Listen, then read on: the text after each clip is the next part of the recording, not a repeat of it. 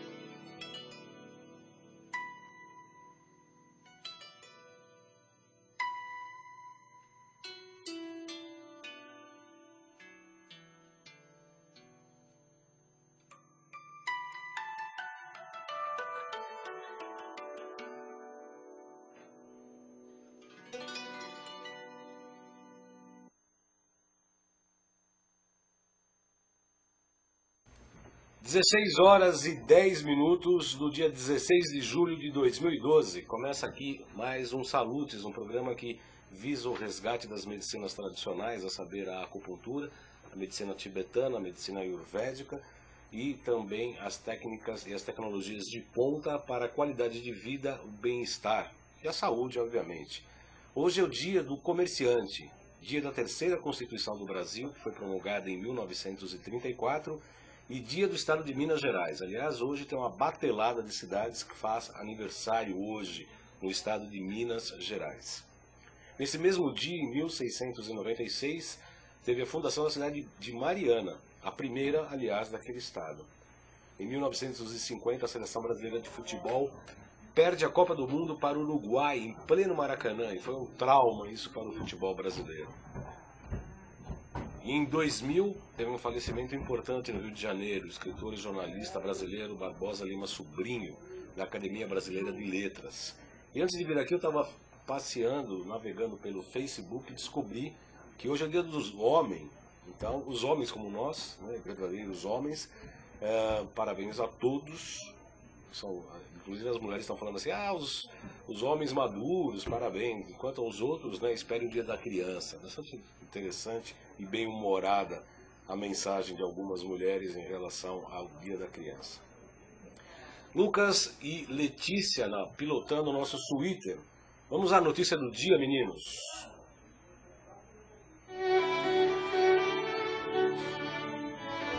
Por pouco aqui, né?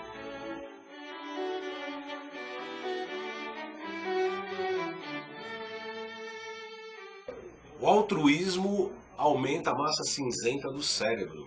Cientistas descobriram que pessoas altruístas apresentam um significativo incremento na massa cinzenta do cérebro. Abre aspas, este é o primeiro estudo a relacionar a anatomia do cérebro e a ativação do cérebro humano para o altruísmo. Fecha aspas, disse Ernest Fehr, da Universidade de Zurique.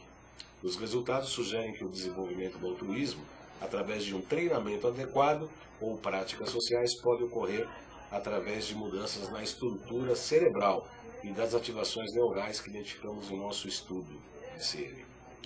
A descoberta de que o cérebro é altamente adaptável levou a descobertas de como que as mudanças no cérebro podem ser induzidas voluntariamente, dando sustentação a novas pesquisas na área de psicoterapia e meditação, entre outras, abrindo caminho para terapias não medicamentosas de alta eficácia.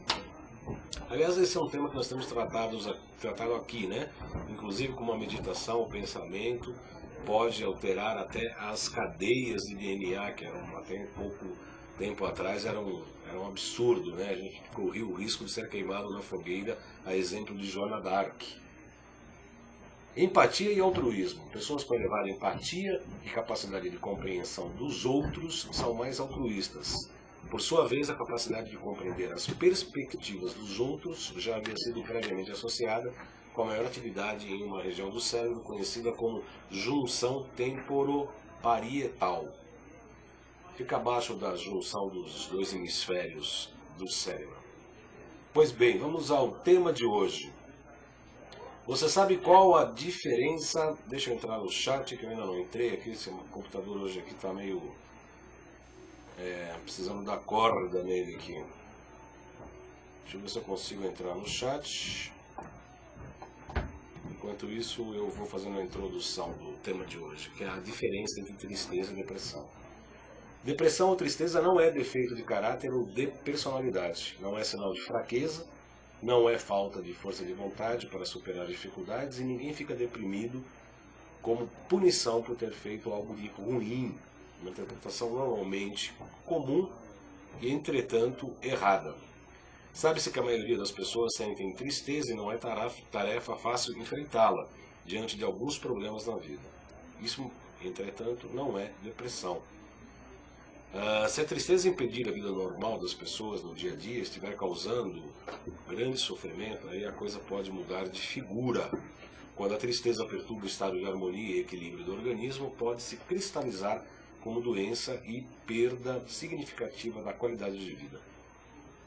Para tratar desse assunto, o Salutis tem o prazer de receber a Triana Portal, que é psicóloga. Correu aqui o computador e eu perdi a sua classificação. Psicóloga clínica e psicoterapeuta, formada pela Universidade de Mackenzie, pós-graduada em psicologia clínica pela USP, é isso mesmo, Triana? E psicologia hospitalar pelo Hospital de Reabilitação e Anomalias Crânio-Faciais, também da USP, e extensão nos Estados Unidos, na Emory University. Há 13 anos mantém consultório realizando psicodiagnóstico, psicoterapia, ludoterapia, avaliação psicológica para cirurgia bariátrica e psicologia da orientação psicanalítica. É verdade, Triana, muito boa tarde, seja muito bem-vinda, é um prazer recebê-la aqui. Prazer é meu, Baldan, boa tarde. É verdade que a depressão não tem um único fator que a gera, são vários fatores, são várias condições que acabam gerando a depressão? Sim, é multifatorial. Multifatorial. Né? Multifatorial. Então a gente, como você bem começou, né, a gente conceituando a depressão, né, muito ainda se fala, ainda tem um estigma, né, a depressão a gente ouve, né, até de pessoas bastante esclarecidas, que a depressão é bobagem, que depressão é coisa de quem não tem o que fazer. Ainda existe essa visão? Ainda existe, eu já ouvi médico falando isso, que é coisa de quem não tem o que fazer, que é doença de rico, aquela coisa. E na verdade não, a depressão é uma doença séria, ela é incapacitante, dependendo do grau que ela pode chegar, ela é incapacitante e pode levar à morte. Aí também é uma coisa que causa espanto a muita gente, né? A questão da letalidade da depressão, como que isso se dá, né? Isso se dá por suicídio, né? Mas não só por suicídio, mas pelo imunodepressão. Então a pessoa vai ficando debilitada imunologicamente, vai, como fazendo um comparativo aí, é como na AIDS, por exemplo, né? Ela vai ficando suscetível a doenças e entra num ciclo aí e acaba indo ao falecimento, mas sendo a causa inicial a depressão. Então parece exagerado, mas não é. Isso realmente acontece. Tá? A depressão, eu acho importante a gente falar também da distimia. A distimia é uma depressão leve e crônica. Então eu percebo no consultório, no meu convívio social, muita gente que não sabe que tem a distimia, que também é classificada como doença.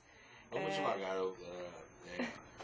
A gente precisa tomar cuidado com alguns convidados aqui, que a gente faz uma pergunta, a pessoa começa a falar, já a distimia já é um outro assunto.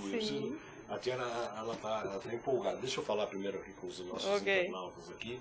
O David, a Dina, o Jalves, a Ana Maria, o Paulistano. A Ana Maria está falando o seguinte: pessoa altruísta, ao entender dela, é uma pessoa solidária que se dedica a ajudar o próximo por livre vontade, sem querer nada em troca além da felicidade alheia. Isso mesmo. Paulistano está colocando chuva igual depressão igual tristeza. É isso mesmo? Chuva é igual a depressão, é igual a tristeza. Olha, nos países frios, né? a gente tem uma taxa maior, né? Uma incidência maior, uma prevalência maior de depressão. Isso é fato. Os países nórdicos têm maior índice de suicídio, inclusive. Agora, tem alguma coisa assim, o que nós entendemos nas terapias mais naturais, nas linhas mais tradicionais, é que a energia solar tem a ver com um aspecto mais cardíaco, mais alegria, etc. e tal. A baixa incidência da luz solar pode causar depressão? A psicologia fala isso? Existe alguma corrente oficial, científica, entre aspas, que admite? Olha, eu não sei te dizer assim exatamente o que, mas a gente acredita sim. E até banho de sol, expor-se a passeios, isso é uma coisa que a gente orienta o paciente a fazer quando tem depressão, porque né, a pessoa com depressão ela tende a se fechar, a ficar dentro de casa, a fechar as janelas, a ficar no escuro, né? E um dos remédios é sair de casa, é expor-se ao sol, os raios solares realmente fazem aí alguma coisa que melhora o quadro. Tá certo. A Ana Maria falou, fez falta o seu programa, eu também senti falta de vocês, viu, Ana Maria? Tive uns probleminhas para resolver. Não, foram resoluções e não problemas. Essa também é uma diferença entre depressão e não, né? Sim. O meio copo cheio e o meio copo vazio. Eu estava resolvendo alguns problemas. E a Ana fala também o seguinte, verdade, Moldão, muitas pessoas não levam a sério. Já conheci uma pessoa que se suicidou. Não levaram a sério, pois era uma pessoa super autoastral, brincalhona, mas estava destruída por dentro. Acontece isso também, a pessoa está deprimida, está destruída por dentro e por fora está muito alegre, contente, brincalhona, Triana? Pode ser, dependendo da depressão, ela tem, né, ela é ciclotímica, ela pode ter períodos de euforia e tem pessoas que desenvolvem essa habilidade de fazer parecer que está tudo bem. Então, são pessoas que sofrem muito, mas elas se fecham nos problemas, não verbalizam muito, então quem está por fora, ou porque não percebe muito, né? Tem pessoas também que não, né? Famílias que não são muito conectadas, então falta comunicação, então acaba não percebendo que essa pessoa ela não está bem, né? Mas tem pessoas que conseguem simular uma pseudo-alegria e passar desapercebido nessa tristeza. Realmente, isso acontece. A Ana Maria fala que conheceu uma cidade na Suécia, bem no interior, que mal saiu o sol durante o ano todo e o grau de suicídio lá era altíssimo. Foi o que eu disse agora há pouco. Realmente, nos países escandinavos, nos países nórdicos, tem uma incidência muito grande.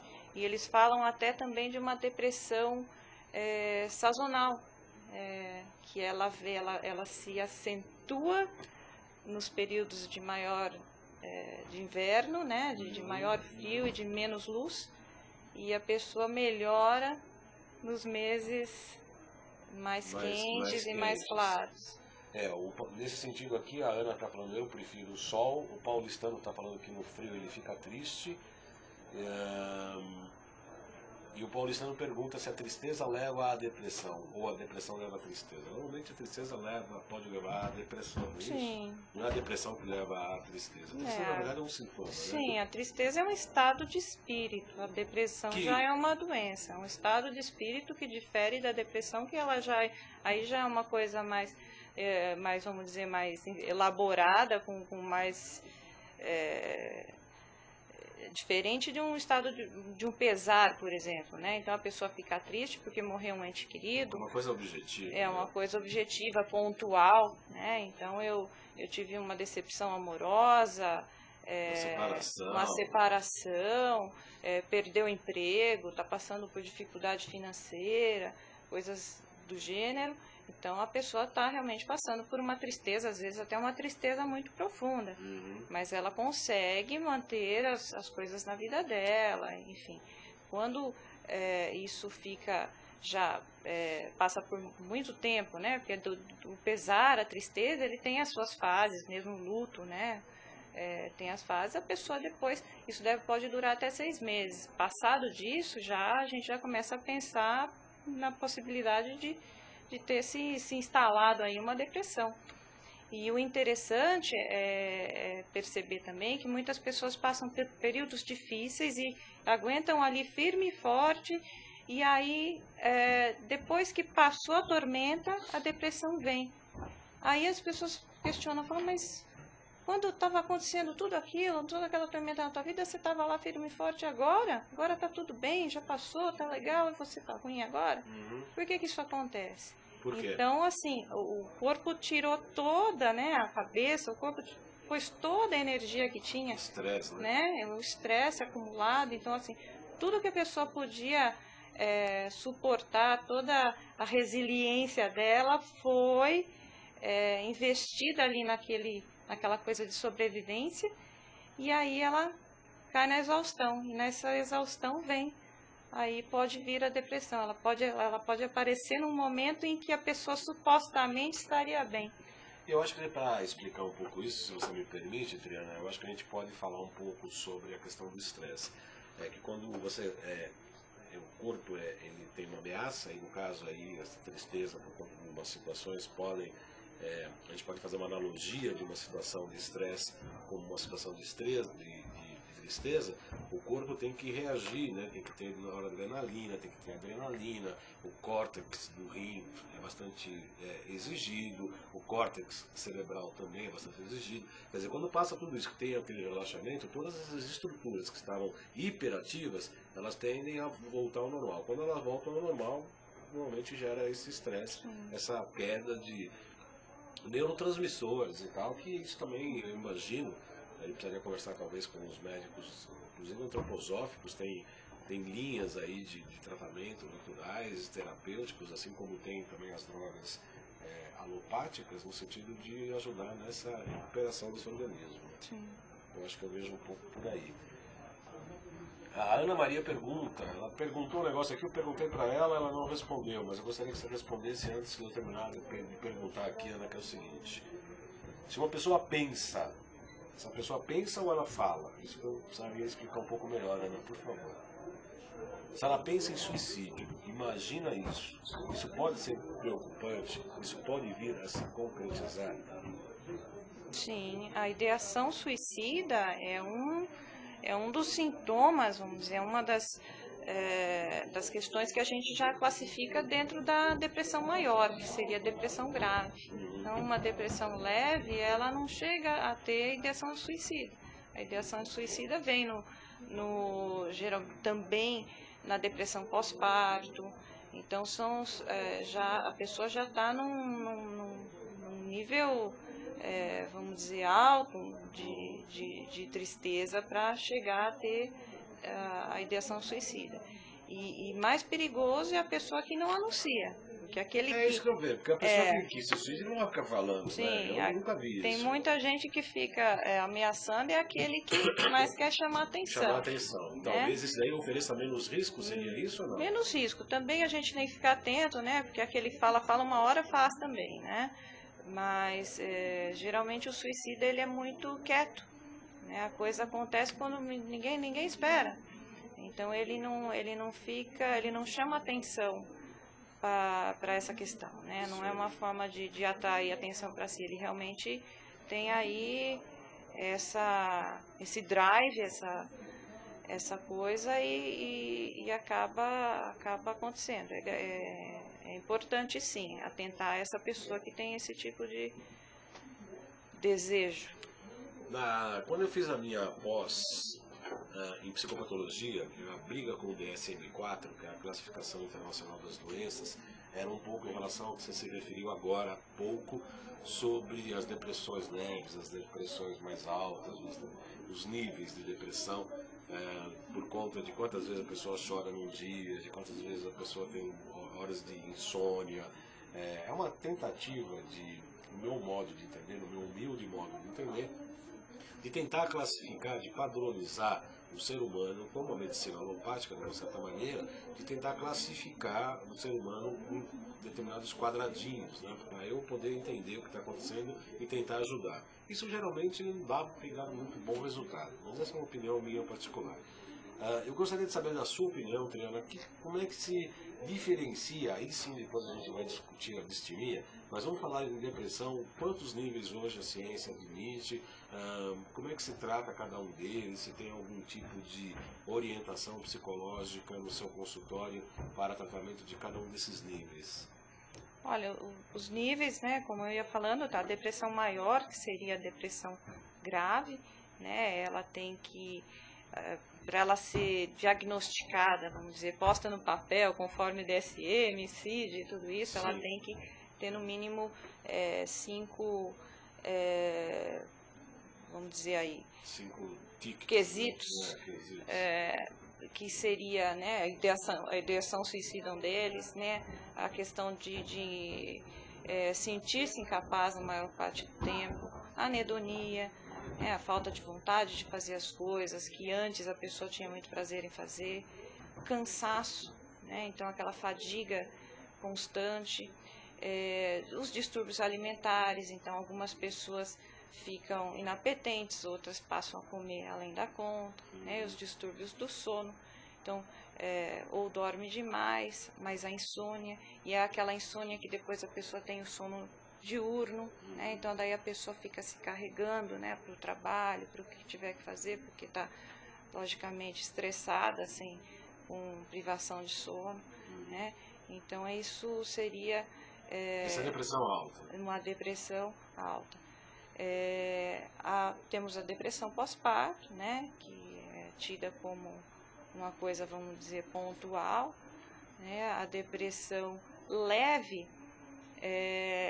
como a depressão leve eu já digo a distimia, eu Já faz o já paralelo entro, com a distimia. já faço o paralelo com a Então distimia. vamos lá, vamos começar a falar da distimia. E eu acho interessante, eu comecei já, engatei Entrando falando nela. na distimia, porque a distimia, eu acho que ela é muito pouco... Divulgada, é mais comum.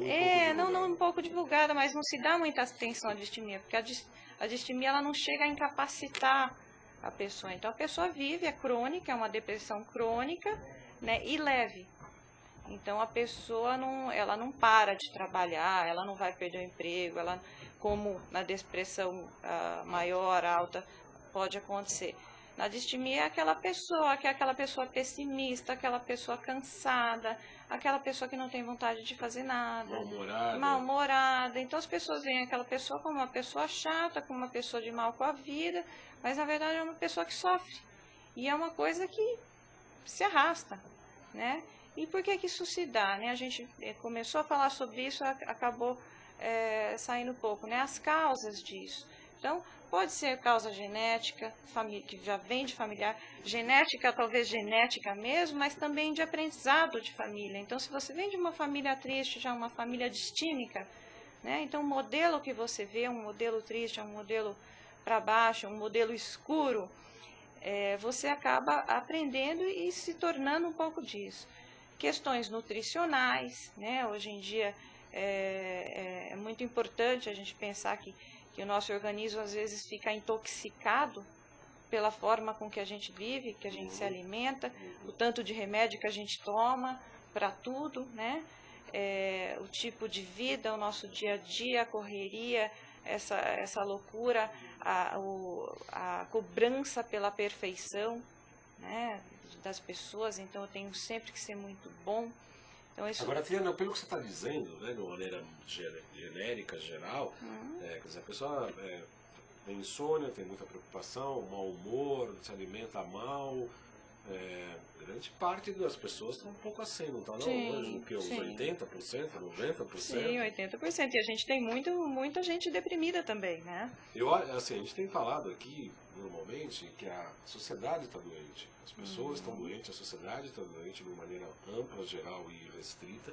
E acreditamos, tanto é que a origem do nosso programa é exatamente isso, né? A gente fazer uma revolução por intermédio da gente mesmo. Já foi o tempo de eu achar que as revoluções a gente fazia com armas na rua, com eleições. A gente viu que nada disso funcionou até agora. Recentemente a gente vê cada exemplo a cada dia nos jornais diários, televisivos ou impressos e etc. Então a revolução e a cura, né, tanto a revolução quanto a cura, eu entendo que tem que partir do interior para o exterior. Eu vim aqui pela primeira vez na UTV falar sobre acupuntura e ecologia. Foi muito interessante, porque a minha tese naquela época, a gente foi discutindo aquele programa, da nossa amiga Mara Prado aqui, jornalista do Partido Verde, inclusive, pessoa maravilhosa. Quer dizer, eu só vou me tornar ecológico, vou fazer coleta seletiva de lixo a partir do momento que eu controlo o meu próprio lixo interno. A própria que eu cuido de mim como uma unidade. Né? A partir disso, né, tanto é que a gente falava na época que os médicos chineses, né, a medicina chinesa, são os predecessores da ecologia, porque preserva o equilíbrio entre os determinados elementos dentro da natureza, no corpo físico, inclusive nas emoções. E a tristeza tem a ver com o equilíbrio das emoções, pelo pulmão e intestino grosso.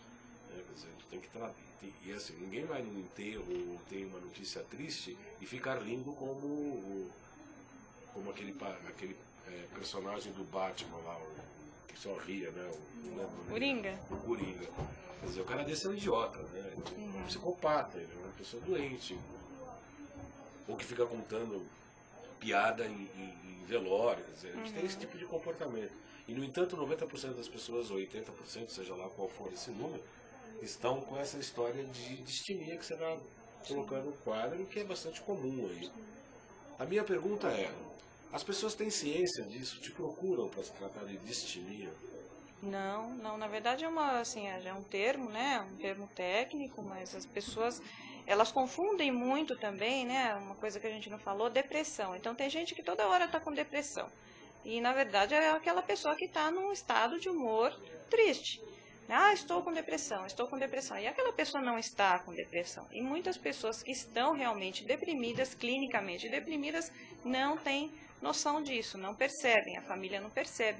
Crianças, a gente tem criança deprimida, muitos jovens deprimidos. É uma loucura isso. Sim. E eu estava vindo para cá, ouvindo, aliás, está uma campanha aí no Facebook, exatamente por conta disso, que estão dando, que hoje também é uma das modas, né? Você quer emagrecer, eu te dou um antidepressivo.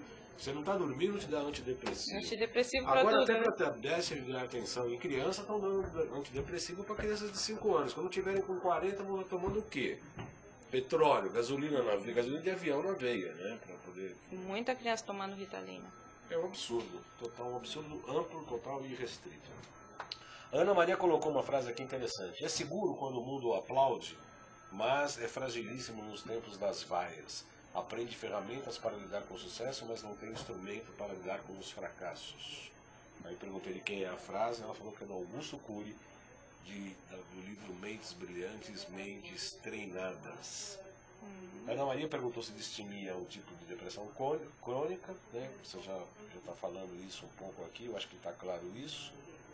Ela fala que nos dias de hoje muitas pessoas sofrem desse tipo de depressão. E o Jal está falando que a irmã dele chegou lá está a caminho de Lins, chegou para dar um alô, manda um abraço para elas também, viu, jovens? Um grande abraço aí a vocês. E eu quero a opinião de vocês sobre essa minha posição de que a ecologia, a revolução ecológica, a revolução da saúde, começa com o ser humano interiormente. Eu quero ouvir a sua opinião. Por favor, vocês falem aqui no chat. Esse chat é bastante democrático. Só que eu leio só o que eu quero. É democrático, mas quem manda aqui sou eu. Não é isso? Pois é. Então, você não tem no seu consultório pessoas que falam assim, bom, eu tenho uma depressão leve, eu tenho uma distimia, eu quero tratar disso. Isso não existe. Dessa forma a pessoa não chega, né? Mas ela chega, eu estou muito triste, eu estou muito cansada, eu estou de mal com a vida, estou muito estressado. E a gente aí identifica. E uma comorbidade que é bastante comum e hoje em dia também se fala e se percebe que 90%, se não mais, é a ansiedade.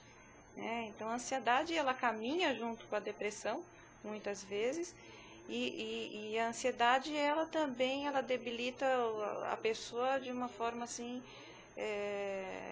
agoniante. Como é que ela caminha, a ansiedade e a depressão caminham? Você falou que elas caminham em paralelo, ou ela pode caminhar como um processo meio que da bipolaridade, quer dizer, a pessoa fica ansiosa e fica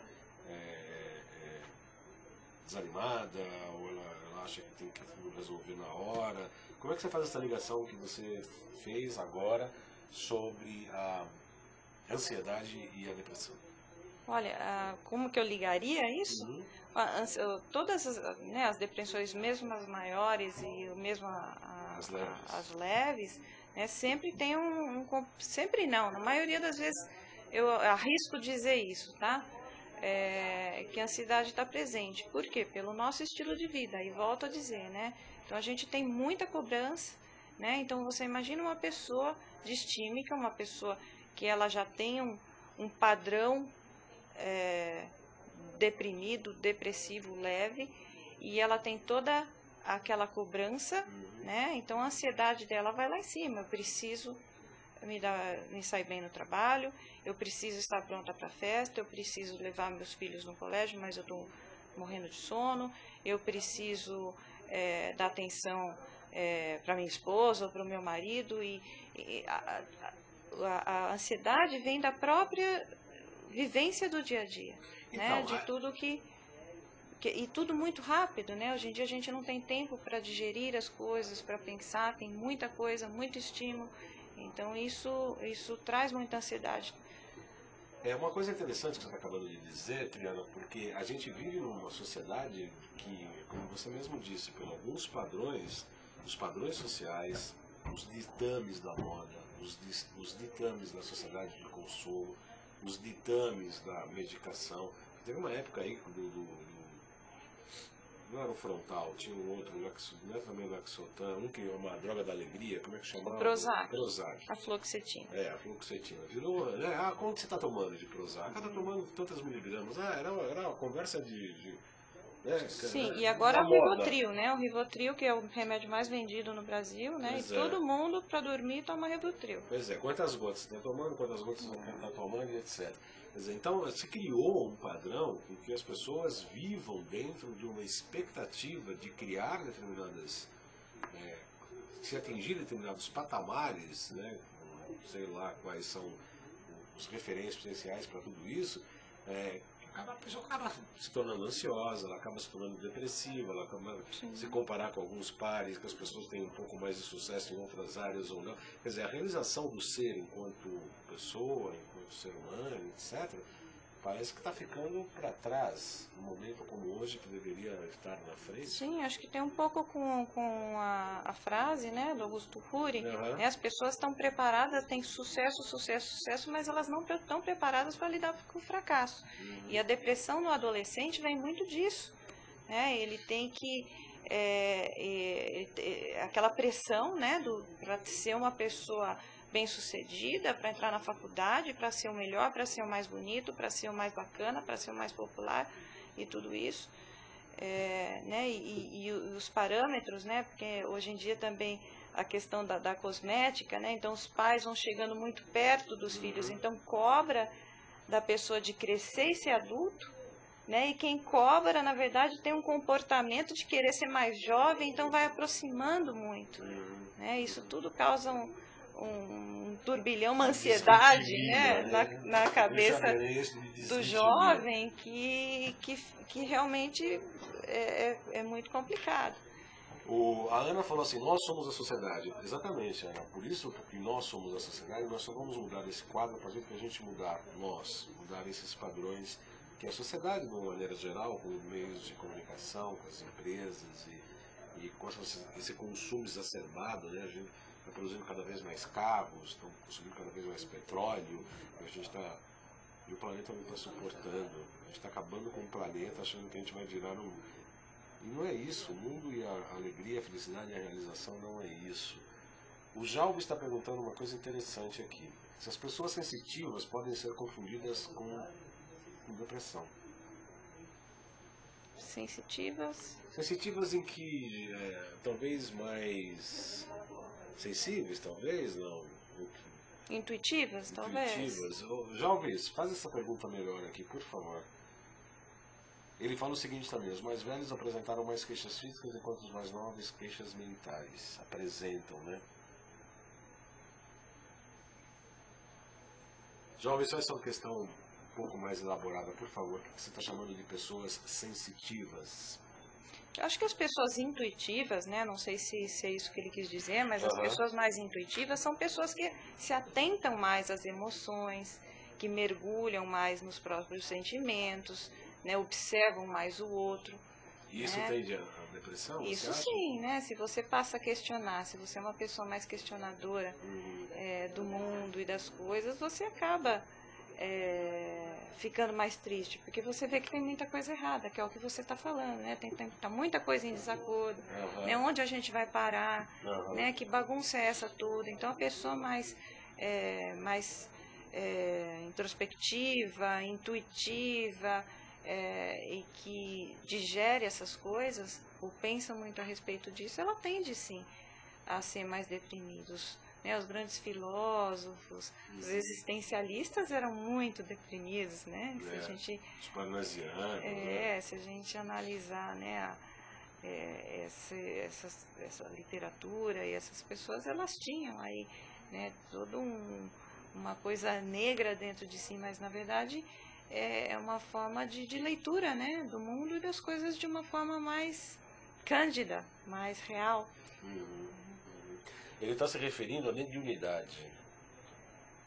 Sensitivas enquanto mediunidade. Se as pessoas médiuns seriam mais tendentes a depressivas? Olha, eu não arriscaria entrar nessa seara, porque realmente foge um pouquinho aí ao meu conhecimento. Entendi. A vida não é uma viagem para o túmulo com a intenção de chegar lá são e salvo. O importante é chegar ao final dizendo, valeu, que viagem, foi minha vida. Quem escreveu isso? Ana Maria. Ana Maria é a nossa repórter coladora de pensamentos. Ela coloca Nietzsche, ela estuda astronomia. Ana Maria é uma pessoa sui generis e é figura carimbada aqui dos Salutes com muita alegria e prazer. Essa questão que você está falando da abertura da análise, né? Quer dizer, então o ser humano hoje, pelo que eu entendo, pelo que você acabou de dizer, está numa sinuca de bico. Sim. Porque ou ele é distímico e trabalha que nem um maluco, não ama direito, não transa direito, não se alimenta direito, não faz nada direito na vida, e é um distímico.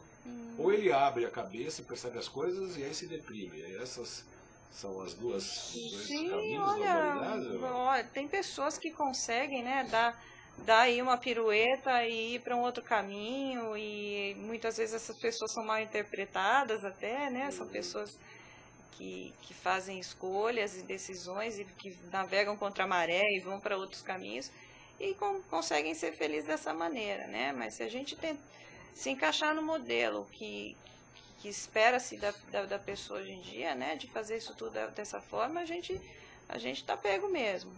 Precisa aí cada um buscar, né, uma forma de equilibrar e não cair nisso. Mas tem uma questão que ela recebeu no e-mail essa frase e não sabe de quem foi o autor. Tá bom, obrigado, Ana Maria. Eu tenho um pensamento que é bastante constrangedor, e a pergunta também, ou será você? Eu entendo como terapeuta, como acupunturista que sou, como psicopatologista que sou, que toda patologia, que toda doença, que todo sintoma tem uma razão fundamental, anterior, que faz com que aquele sintoma apareça. E nós vivemos uma sociedade hoje, infelizmente, dominada pela medicação alopática, pelas drogas que fazem com que esses sintomas simplesmente sejam retirados, né? A pessoa não está dormindo por uma determinada preocupação, por um problema talvez sério, você dá um Rivotril ou sei lá o que, e a pessoa dorme. Isso pode ser até momentaneamente, num determinado ponto histórico da vida da pessoa. Eu entendo que é até muito útil. Sim, o equilíbrio. Muito interessante. Agora, o que eu tenho visto é que as pessoas abusam desse tipo de medicamento para esconder um determinado problema que vai estourar, ou aqui, ou daqui 15 anos, daqui 20 anos, esse problema continua. Né? Como se você, enfim, está com um problema, você põe uma cortina ali para não ver o que está acontecendo, mas na verdade o problema está acontecendo. Eu queria saber a sua opinião em relação a isso. Você acha que as pessoas estão maquiando os seus problemas emocionais com drogas hoje e estão fugindo da resolução de problemas mais sérios do ponto de vista existencial? Sim, certamente, não tenho dúvida disso. Né? Como você falou, a gente tem remédio para dormir, a gente tem remédio para acordar, para emagrecer, para tirar a ruga, para tudo. Né? E é tudo muito rápido. O que eu disse, o que eu vejo em consultório É que as pessoas têm uma pressa, então chega e está esperando um mágico, né? Então, uma varinha de o condão, né? psicoterapeuta é um mágico, né? Não, a Você acupunturista tem que ser mais. A acupunturista já foi tudo quanto é médico, foi no Pai de Santo, benzeu, e aí quando ele tá na maca, quer 10 segundos pra você resolver o problema. Sim, então a pessoa espera, né? Ela fez 2 consultas, mas não tô vendo nada, não sarei, não tô melhorando, como é Mas que você não pega a cartola, nada? E eu digo, não é mágica, né? Eu tô aqui, na verdade, a ajuda vem de você mesmo, né? Eu tô aqui para te ajudar a achar esse caminho, né? Para te ajudar a encontrar, para estar do teu lado, enfim, mas a pessoa mesmo que tem que, né? A cura, vamos dizer, a melhora, tem que muitas vezes partir da pessoa, né? Eu não tô lá para ditar a vida da pessoa, nem para fazer nenhuma mágica, nem nada desse tipo. E a pessoa não tem, né? Então, por exemplo, um processo analítico, ele pode levar uma vida inteira, né? Uma terapia pode levar muito tempo, né? Na verdade, é um processo. Então, as pessoas hoje em dia, elas não conseguem lidar com um processo, né? Nesse sentido da palavra, de que um processo, ele leva tempo, ele tem suas fases. Não é assim, né? Passe de mágica. Então, realmente, as pessoas estão muito afoitas, muito ansiosas, muito aflitas, e elas querem a solução no momento, como o prazer, tudo, né? A busca do prazer incessante pelo prazer, né? E a pessoa está sempre insatisfeita, né? Porque assim, ela conseguiu dormir, mas depois ela quer acordar, depois ela quer isso, depois ela quer aquilo. A pessoa já não tem mais a tranquilidade de ser. Exatamente. Né? A tranquilidade de ser e de... Não tem que provar nada pra ninguém, né? A gente não tem que provar nada pra ninguém. Sim. Essa expectativa de querer provar coisas para as pessoas, de querer mostrar determinadas posses, de querer, né? Essa fantasia, essa ilusão é uma coisa que cabe às pessoas. Um egoísmo muito grande, né? Exatamente. As pessoas estão muito individualistas, né? Então essa coisa do pensar só em si, isso também, né, acaba gerando mais problemas emocionais, né? Porque a pessoa está tão centrada nela mesma que lógico que ela vai encontrar tanta coisa. Se ela olhasse um pouco mais para fora, para o outro, talvez o problema dela se dissolvesse, se diluísse, ou ela conseguisse, né, não fazê-lo tão grande. A história do altruísmo que a gente abriu o programa foi um pouco por conta disso também. A partir do momento que você ajuda o próximo, e isso tem citações bíblicas, inclusive, quando você ajuda o próximo, você está curando a si mesmo. A Ana falou que há 6 meses faz um tratamento ortomolecular, coisa assunto que nós estamos tratando antes do nosso programa começar, e não usa remédios sintéticos. E melhorou muito em vários aspectos. Parabéns a você, Ana. Ela mesma fala o seguinte, um elogio a nós, que o melhor remédio mesmo é um bom papo, como esses que temos aqui no chat e com vocês aqui no programa dos Saludes. Os jovens falam que o melhor remédio é não adoecer. Mas a gente não faz essa opção, né? Essa adoecer opção não é uma... escolhida, né? As pessoas adoecem por conta de algumas fragilidades. Por conta dessa história, uma das coisas que me incomoda muito, que a gente já falou aqui em alguns programas anteriores, que é a história do DNA. É possível mudar a estrutura do DNA. Eu estive lá em Porto Alegre não, em Gramado, naquele encontro internacional de saúde quântica. Inclusive eu dei a palestra lá sobre acupuntura, é quântica ou não? Era essa palestra que, aliás, eu quero trazer aqui para São Paulo. E lá se fala muito dessa história da mudança do DNA pela meditação, pela origem, pelo pensamento, pelas emoções, você tem autodomínio, controle, etc. Coisa que até então o DNA não mudava, etc. E você se referiu, Triana, no início do nosso programa, sobre a questão genética. É óbvio, né, quer dizer, a gente poderia talvez fazer um pequeno exemplo de casos que já aconteceram de crianças gêmeas separadas uma ficou com os pais de origem, a outra gêmea foi criada numa outra família e praticamente foram criadas com algumas semelhanças, mas com comportamentos diferentes. Existe uma linha filosófica que fala que nós somos, aliás, na minha palestra lá eu falei isso, eu falei, assustei todo mundo, eu falei, nós somos tudo robôs, vocês são tudo robôs aqui. Como robô? Vocês são robôs. Reflexo de tudo que induziram um comportamento que começou na família, e vai para a escola, e vai para a faculdade, para a universidade. Então, nem se fala. Eu tenho um paciente que falou de uma universidade de medicina do interior de Minas, em que um chegava com um chapéu, o outro com uma bota de vaqueiro, o outro com um casaco de couro, o outro com cabelo com rabo de cavalo, o outro com cabelinho de soldado, e quando se formavam todos os médicos, pareciam que saíam de uma fábrica de salsicha, totalmente todos iguais. Então, a pergunta é, até que ponto a educação da família, até que ponto esse treino social pode ter um componente depressivo importante? Olha, eu acredito muito na vivência, no modelo familiar, no que você passa, né, mais do que na genética, apesar de ter vários estudos, né, como você disse, de gêmeos, e até falam de gêmeos vitelinos e não, e aquela coisa da prevalência de uma doença, ou esquizofrenia, seja depressão, o que for. Mas eu acredito que a gênese, né, da depressão, da doença, seja qual ela for, ela vem na vivência, na família, no modelo, no ambiente que você está inserido.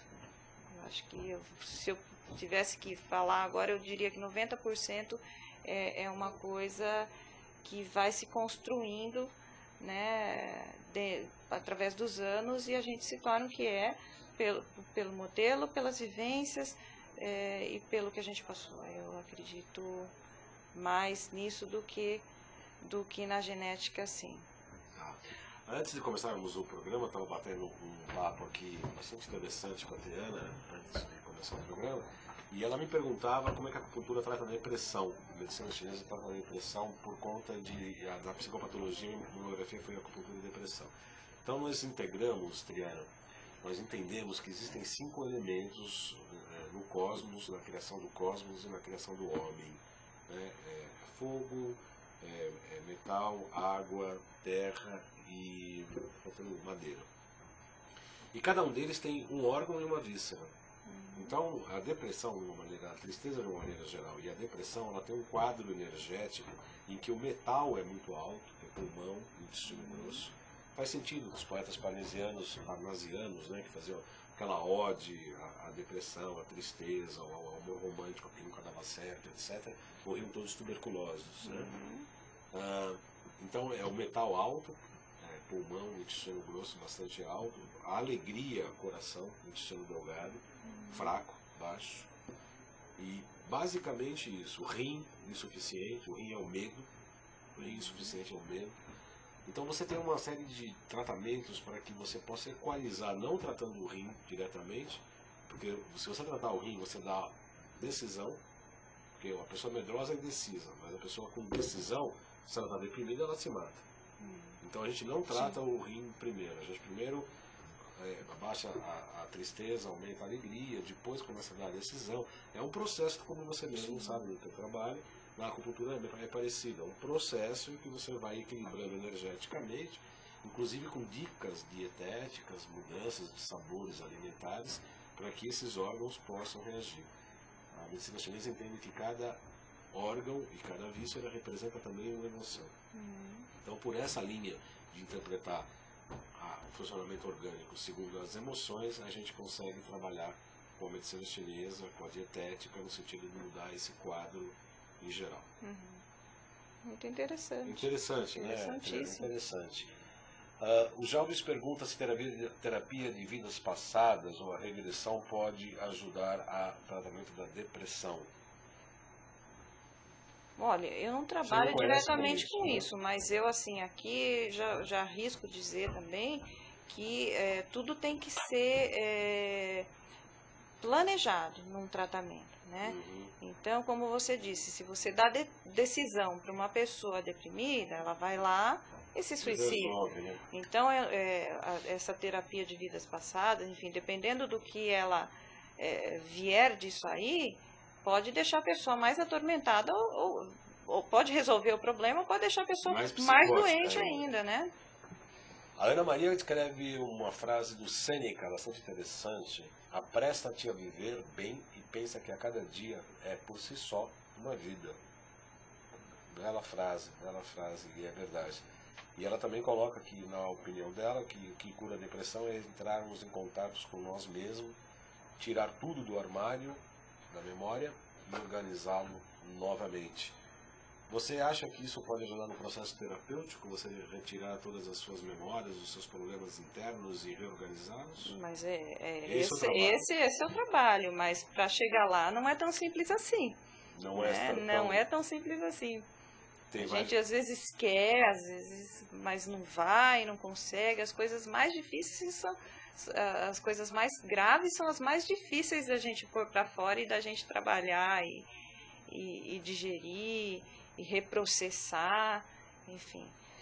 Então, muitas vezes na terapia leva muito tempo, né? A pessoa vai tratando de coisas mais leves do dia a dia, isso e aquilo, e o que realmente dói, o que realmente está preso lá dentro e precisa sair, a pessoa não consegue. Né? E se a gente puxar, mesmo se o terapeuta consegue enxergar ele e puxar, a pessoa se desestrutura. A gente tem que ter o tempo para isso. Dá para você. É um ponto crucial. Esse é um ponto crucial que eu percebo no meu trabalho terapêutico, exatamente quando chega numa linha, você fala, bom, você tem que tratar com um psicólogo, que aí já foge da minha área de atuação.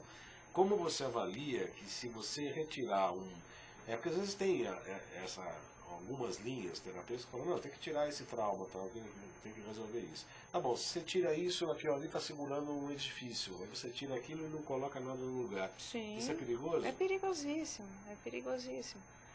A psicanálise, por exemplo, para certos estados patológicos é altamente contraindicada, porque a pessoa, vamos dizer, pira mesmo, né? Esse é um termo bem aqui concreto, mas não é contraindicado. E muitas vezes a gente tem que ir devagarinho. E é difícil, né? O meu trabalho hoje em dia é difícil por isso, porque a pessoa quer resultado, a pessoa quer melhorar, mas assim, não é aquele momento, ela ainda precisa caminhar um pouco mais para ter força para lidar com aquilo, para tirar aquela caixa preta lá do fundo, abrir esses sentimentos, porque ela naquele momento ela não tem força e estrutura para lidar com aquilo. E o bom profissional é aquele, não que faz o serviço rapidinho, né, e deixa a pessoa, entre aspas, bem. Ela tem que estar realmente bem, ele tem que saber o tempo de mexer nas coisas para que a pessoa realmente saia fortalecida e capaz de seguir o seu caminho sozinha. Lucas e Letícia, chegamos no nosso final. O pessoal está aí, ou a gente pode avançar um pouco ou terminamos? Como? Pode avançar? Então vocês dão um grito aí na hora de fechar, por gentileza. Uma das questões que a gente tem que abrir mão e concordar com a indústria farmacêutica, a química, a alopatia, é que alguns fatores hormonais, né, tipo baixo funcionamento da tireoide, por exemplo, o T3, T4, TSH, basicamente, podem causar um pouco problemas de neurotransmissores. A gente percebe isso na recaptação de serotonina, inclusive, que são os remédios mais modernos, que impedem que o sistema nervoso recapte a serotonina e ele fique mais disponível no sistema nervoso central, de modo a dar mais atividade, maior prazer, maior atividade de maneira geral, não só muscular, mas também emocional. Como é que você vê essa questão das medicações no tratamento que você faz para esses casos de depressão? As pessoas paulatinamente tendem a reduzir a dosagem dos psicotrópicos? Olha, eu sou a favor da medicação, tá? Eu acho que a medicação para muita gente ela é muito essencial, vamos dizer assim, ela é essencial em alguns casos, ela levanta a pessoa para a gente poder trabalhar a terapia, né? Porque às vezes a pessoa está tão deprimida que assim, para tirar daquilo, começar um trabalho terapêutico, ela precisa desse aporte da medicação, até nesses casos que você falou, que são de doenças, né, doenças cardíacas também, elas tendem a deprimir, enfim. Mas o que eu vejo, não, as pessoas elas são desregradas, elas não vão diminuindo, elas não ouvem os seus médicos ou terapeutas ou quem quer que conduza o tratamento, elas vão e elas suspendem a medicação, ou começam a tomar a medicação por si só. Né? Ou elas aumentam e reduzem a dose como se elas tivessem autonomia e condição de fazer isso. E essas pessoas aí sim que fica uma bagunça só, né? Quando elas não aderem ao tratamento de forma responsável.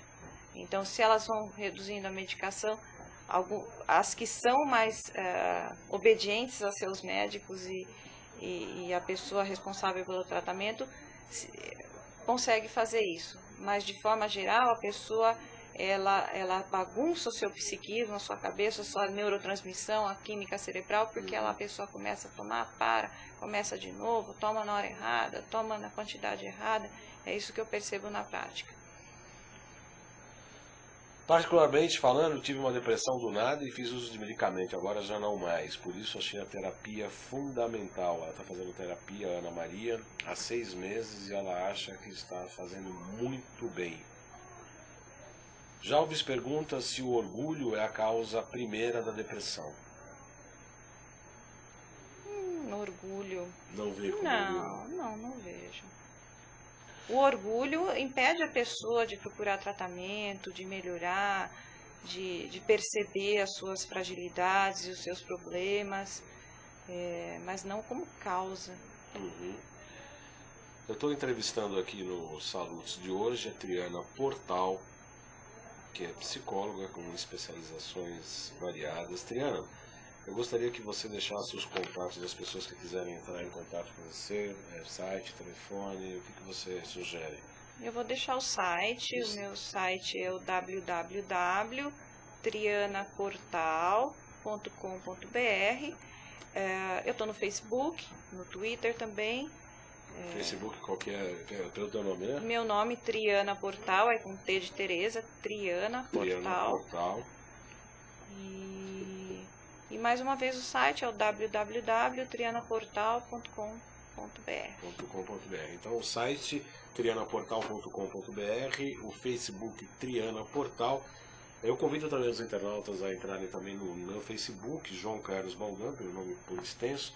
Eu, a partir de ontem, esse período que eu estava fora, eu coloquei todos os salutos, eu subi todos no site e paulatinamente durante a semana, tanto essa semana quanto a outra, eu vou colocar inclusive os temas que foram tratados aqui, uns temas bastante interessantes, como esse de hoje, e nós vamos fazer aí uma reedição, fazer um revival dos programas aí, dos temas bastante interessantes, dos programas que realmente valem a pena a gente ver de novo.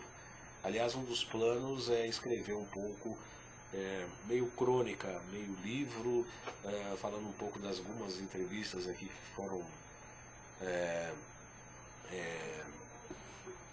bem bacanas aqui nos Salutos. Aliás, cada uma tem a sua especificidade, e escrever um pouco de crônicas dos assuntos que foram tratados, dos temas que foram tratados, das propostas que colocaram os temas aqui em evidência. O Jalves já falou que mandou já o convite de amizade para o seu Facebook. Bacana. A Ana Maria também provavelmente vai fazer isso também. Está falando parabéns, Baldan, excelente programa como sempre. O interativo hoje teve bastante interessante. Eu agradeço, até mais, Jalves. Eu agradeço ao paulistano que participou pouco hoje. Acho que ele está meio deprimido por causa do tempo cinzento, né, já? O paulistano, não vá se matar, por favor. A Ana Maria, como sempre, nos ajudando a fazer a apresentação aos jovens que fazia tempo que não vinha. E o jovem está lembranças da Dona Esperança, afinal ela é a última que morre. E ao David também, que está quietinho aí no chat, e as outras pessoas que assistiram, que não participaram, que às vezes ficam só... Eu recebo várias mensagens no Facebook de pessoas que falam, eu vejo o seu programa, eu acompanho o programa. Então eu convido as pessoas para que, se não entrarem no chat, participem como convidado, mandem suas questões, mandem suas perguntas, suas críticas. A gente somos movidos por vocês, são os termômetros. Quando o paciente chega no nosso consultório, antes da gente atender, a gente pega o pulso do paciente. Significa que a gente pega os espíritos do paciente.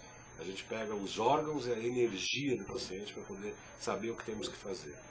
E aqui, quando a gente está apresentando o trabalho, a gente está pegar o pulso pegar a opinião de vocês. A gente precisa saber o que vocês estão achando do programa, se vocês querem indicar mais alguma coisa, se vocês querem trazer outros temas e etc. O Jorge está perguntando como está de saúde. Muito bem, obrigado, Jorge. Obrigado pela preocupação, pelo acompanhamento, pelas nossas conversas pelo Face. Como sempre, um ótimo programa de Silvio Alves e também a Ana. Eu agradeço a vocês e espero vocês na próxima segunda-feira. Esse próximo programa ainda não fechei a pauta. Daqui 15 dias eu vou trazer uma médica acupunturista que trabalha com óleos essenciais e com cremes especiais aí, que está fazendo um trabalho maravilhoso, com veitosa terapia inclusive, na área física e psíquica. Daqui 15 dias. Semana que vem provavelmente devo trazer uma colega fisioterapeuta para falar de neurologia e acupuntura, neurologia e medicina chinesa. Obrigado pela atenção, uma boa semana a todos e até a próxima segunda. Muito obrigado, Triana, seja bem-vinda, outras vezes será convidada. Ok, obrigada. Foi um prazer estar aqui, espero poder colaborar em outras vezes também. Bater um papo foi muito gostoso. Será um prazer. Boa semana a todos, até segunda.